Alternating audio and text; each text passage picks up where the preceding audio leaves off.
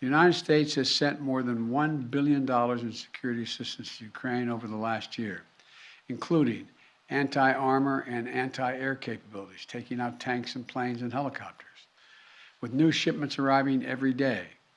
We, the United States, are also facilitating significant shipments of security assistance from our allies and partners to Ukraine.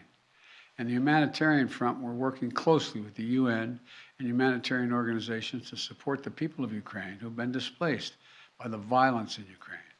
We're providing tens of thousands of tons of humanitarian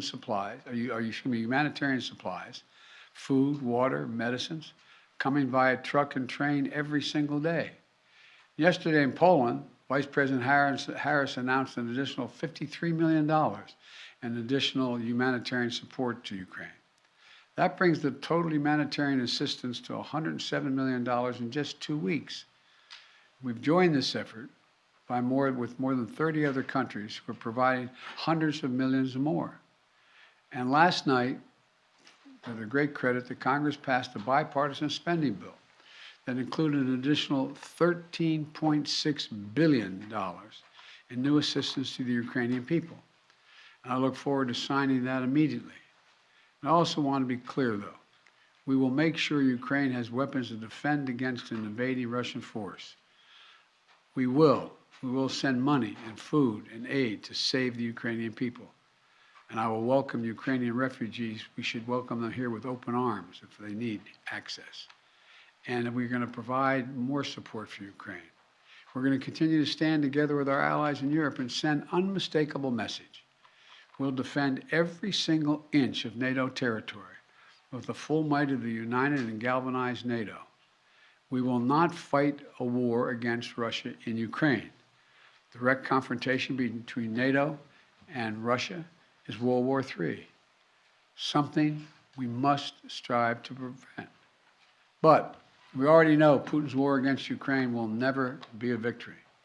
He hoped to dominate Ukraine without a fight. He failed. He hoped to fracture European resolve. He failed. He hoped to weaken the transatlantic alliance. He failed. He hoped to split apart American democracies in terms of our positions. He failed. The American people are united. The world is united. And we stand with the people of Ukraine. We will not let autocrats and would-be emperors dictate the direction of the world. Democracies are rising to meet this moment, rallying the world to the side of peace and the side of security. We're showing our strength, and we will not falter. God bless all of you. God bless Ukraine, and God bless our troops. Mr. President, your White House has said that Russia may use chemical weapons or create a false flag operation to use them. What evidence have you seen showing that? And would the U.S. have a military response if Putin does launch a chemical weapons attack? I'm not going to speak about the intelligence, but Russia would pay a severe price if they use chemical weapons. Mr. President, Extending the federal gas tax?